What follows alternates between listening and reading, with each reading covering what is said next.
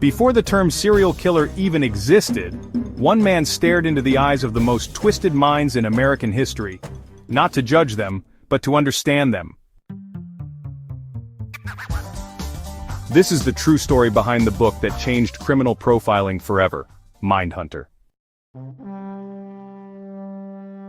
It's the origin of the FBI's behavioral science unit, the raw beginnings of criminal profiling, and the terrifying truths discovered by the man who pioneered it, John E. Douglas.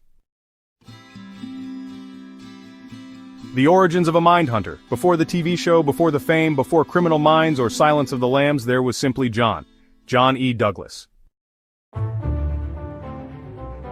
In the 1970s, Douglas was a young FBI agent, ambitious, focused, and obsessed with questions most people didn't want to ask.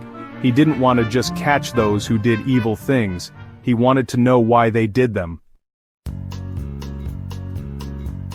At Quantico, he began asking a controversial question. What if we could predict violent behavior by studying the ones who've already done it? Building the FBI's behavioral science unit. In the early days, profiling wasn't respected. It was considered guesswork, intuition, pseudopsychology. Douglas, alongside his colleague Robert Ressler, began challenging that. They wanted to build a system based on interviews, patterns, triggers, trauma, and behavior. The idea was simple. If you could study the people who had committed the darkest acts, maybe you could stop the next one. They began traveling across the country, entering prisons, and sitting across from the most notorious names in modern history. Conversations with killers? Douglas didn't just read case files. He talked to the people who had done the unthinkable. He sat across from Ed Kemper, who unalived his grandparents, then his mother, then college girls, Jerry Brudos, obsessed with women's shoes with a chilling collection, Richard Speck, who took the lives of 8 nurses in a single night, Charles Manson, unpredictable, manipulative, and terrifyingly charismatic. These weren't interviews, they were psychological autopsies. Douglas didn't just ask what they did, he dissected their childhoods, family dynamics, sexual fixations, and fantasies. After hundreds of hours of interviews, something became clear. There were patterns. John Douglas and his team began building a profile matrix. It included childhood trauma, often involving abuse, neglect, or abandonment. They also looked at signs like animal cruelty or fire setting in youth. Obsessive fantasies, often involving control or power, were noted. Early warning signs included stalking, peeping, and petty theft. And then there were the triggers: a breakup, a job loss, or a humiliation. They created categories: organized versus disorganized, sadistic versus opportunistic, power-focused versus rage-driven. What seemed random was often horrifyingly predictable. One of the most chilling discoveries? Most violent repeat offenders weren't driven by impulse, they were driven by control. They planned, they fantasized, they rehearsed. Their crimes were the culmination of fantasy, rituals played out in the real world.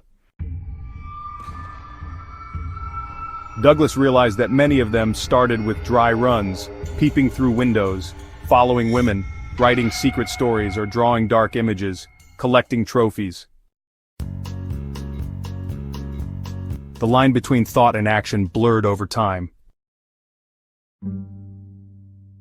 Inside the unsub's mind, profiling wasn't magic, it was psychology, statistics, and experience, but it felt like mind reading. Douglas would walk into a case and say, "Your suspect is in his late 20s. He probably drives a damaged car. He likely lives alone and is unemployed. Look for someone who's inserted himself into the investigation."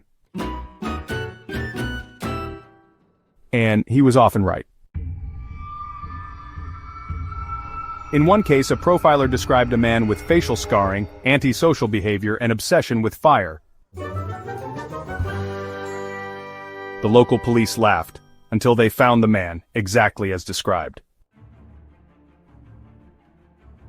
The Atlanta child cases. One of Douglas's most high-profile cases was the Atlanta child disappearances in the late 70s and early 80s. Dozens of black children were going missing. The city was terrified. No one knew who was doing it or why. Douglas studied the patterns and behaviors. He profiled the suspect as a young black male, likely someone trying to act like authority, impersonating police or security. That profile led to Wayne Williams, and ultimately to an arrest. Douglas didn't catch him directly, but his profile narrowed the field, guided the pressure, and helped shape the investigation. What happens when you stare into the abyss too long? Douglas paid the price. He began having nightmares, panic attacks, he couldn't sleep. At one point he collapsed from exhaustion and nearly died. He'd been absorbing too much. The horror, the detail, the guilt of seeing the next tragedy in your mind and knowing you might not stop it in time. Profilers weren't just reading minds, they were carrying psychological scars. Douglas called it a burden you never drop. In 1995, after decades of working inside the behavioral science unit, John E. Douglas released Mindhunter, co-written with journalist Mark Olshaker. It wasn't just a memoir, it was a blueprint, a manifesto, a raw, unfiltered look inside the FBI's psychological war room. The book revealed real case files, chilling interviews, personal trauma, successes, and failures. It shocked the public, it inspired future profilers, and it introduced millions to a world where psychology meets horror. Mindhunter didn't stay on the page, it inspired Criminal Minds, Silence of the Lambs, Zodiac, Dexter. And the Netflix series Mindhunter itself, where Jonathan Groff plays a character based on Douglas. But here's the truth. The real John Douglas never glamorized what he did. He didn't see killers as brilliant masterminds. He saw them as broken, terrifyingly ordinary people who made monstrous choices.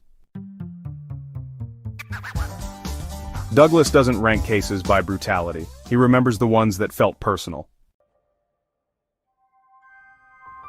Like a teenage girl whose family he interviewed, before realizing her unaliver was the man who babysat her, or a case where he knew who the unsub was, but lacked the evidence and had to watch him walk free, or the time a former interviewee wrote him a letter, describing a new act of violence in detail as a gift to him. Each case took a toll, each profile was a life he could not save, and still, he kept going. Mindhunter teaches us something uncomfortable. Monsters don't wear masks. They wear uniforms, drive buses, work in IT, go to church, pick up coffee. Understanding them isn't glorifying them, it's how we stop the next one. Douglas believed that to fight evil, you had to understand it. To understand it, you had to look at it. And looking at it meant entering the mind of someone who believes people are things, and control is everything. He made it his mission, and in doing so forever changed how we catch the worst of the worst. John Douglas didn't pull a trigger, he didn't chase suspects through alleyways, but his battlefield was the mind. He made us look inward, at the fears we hide, the darkness we pretend isn't there. And he taught us that stopping horror begins with understanding it. If this story challenged what you thought you knew, if it left you chilled but curious, then subscribe. We explore the darkest minds, the most disturbing cases, and the psychology behind real-life horror. Because the truth, fiction can't compete with reality.